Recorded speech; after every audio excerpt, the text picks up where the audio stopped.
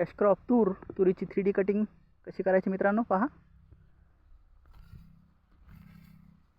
जवळपास 3 फूट 3.5 फूट तूर वाढलेली आहे. तर ही शेंडे कट करायची, शेंडा मारायचा. हे शेंडा कट करायचा, हे शेंडा कट करायचा. आणि ह्या ब्रँचेस वाढल्यानंतर ब्रँचेस वाढतात. नंतर ह्या ब्रँचेस हे शेंडा कट केल्यानंतर ब्रँचेस वाढतात.